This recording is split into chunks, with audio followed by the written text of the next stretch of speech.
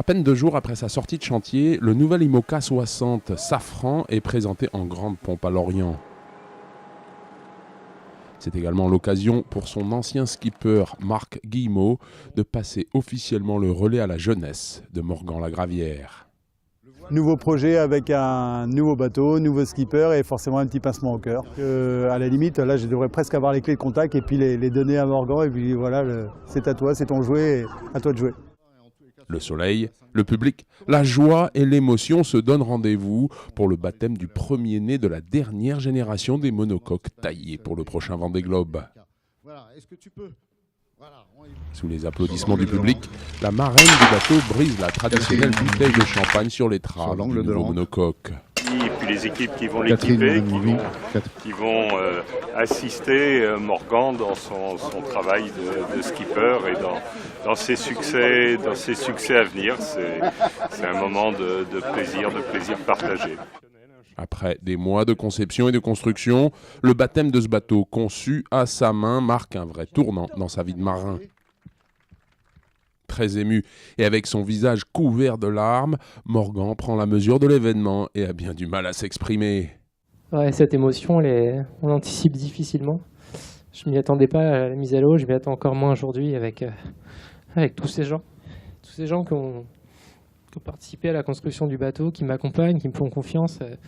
D'avoir des gens de cette classe, aussi professionnels, avec autant de carrure, qui font confiance à un petit bonhomme comme moi. J'avais tout simplement envie de dire merci. Puis merci à vous aussi. J'avais préparé un discours, je ne m'y tiens pas du tout, mais ça vient du fond du cœur.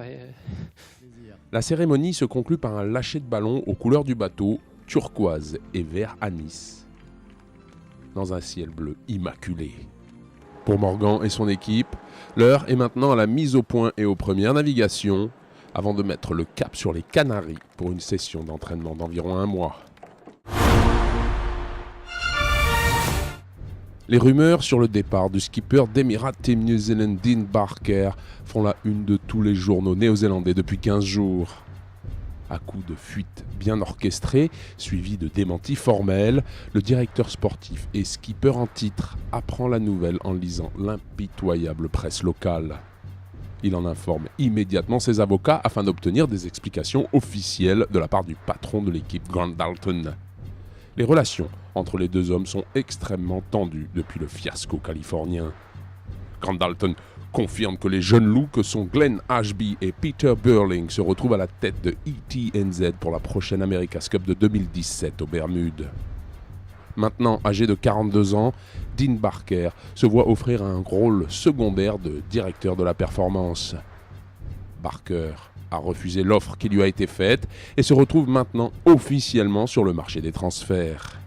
Dean est littéralement détruit de devoir quitter son équipe, mais ce qui lui fait le plus mal est la légèreté du traitement reçu de Team New Zealand après 20 ans de bons et loyaux services.